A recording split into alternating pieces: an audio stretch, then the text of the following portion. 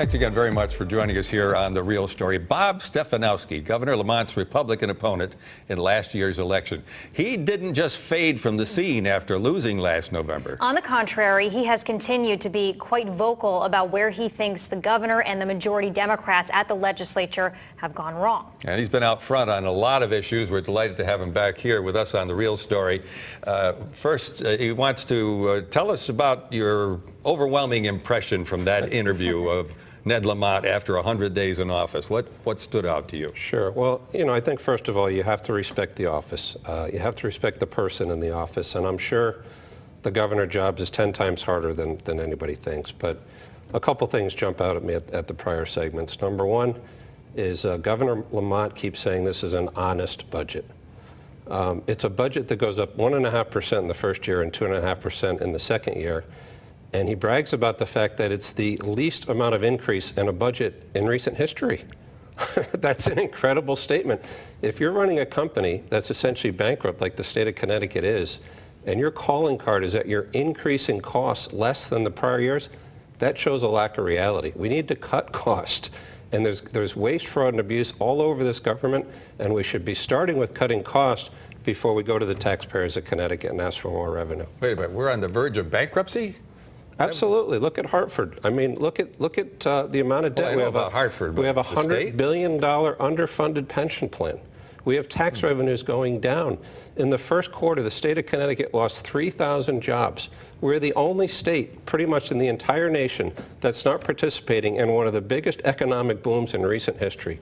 And the reason is fundamentally bad tax policy, and it appears that this governor is going to continue that policy. Are we going to be able to right the ship? Because even if you were in that office right now, I mean, even he said that it's worse off than he thought. What would you have done in his position?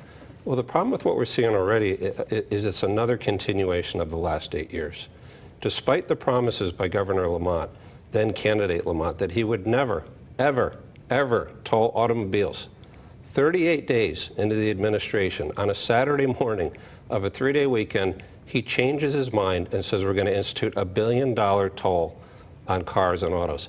That's a tough thing to get over. That really hurts your credibility, and it's going to make it very hard going forward. He tried to explain it by saying that the Rhode Island case and the decision in that case was going to hold up things, so he needed to act to get the amount of revenue. Al, there's not one bit of information today that we didn't have during the campaign. Absolutely nothing has changed.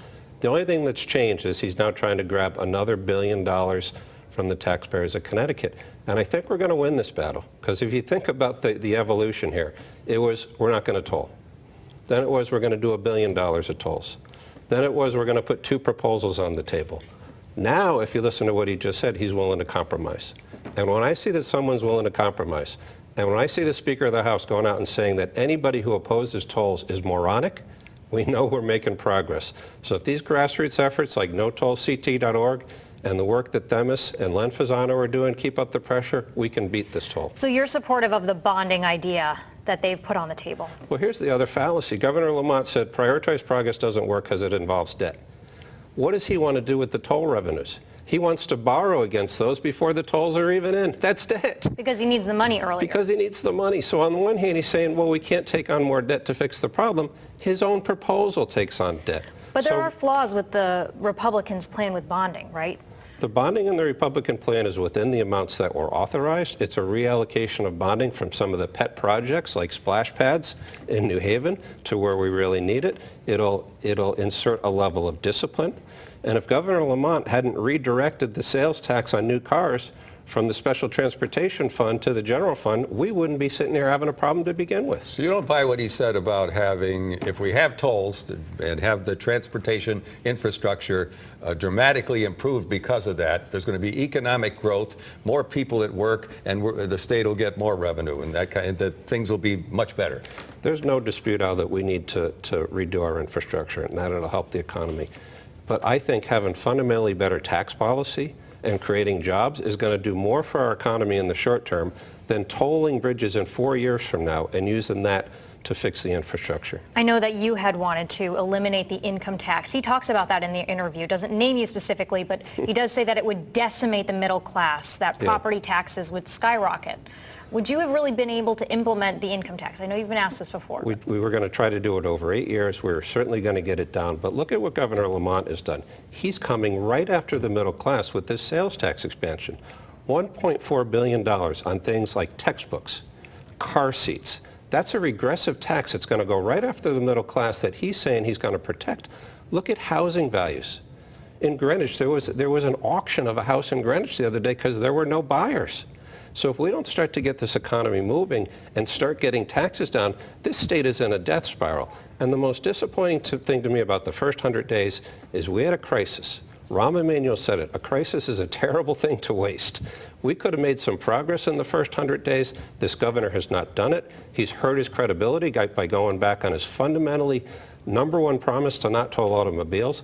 It's not game over yet, but he's got to climb out of a deep hole right now. Is what you've been doing, being out front, the conservative voice out there, so much, people are saying, okay, you've started your next campaign. Al, people ask me if I'm going to run again. I can honestly say I have no idea.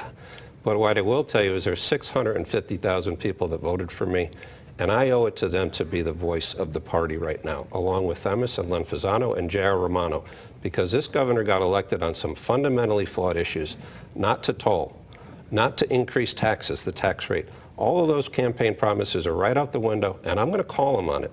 And I get hundreds of people coming up to me on social media and in grocery stores saying, thank goodness you're staying involved and you're fighting for us out there. All right, Bob Stefanowski, not going away, he says to Governor Lamont.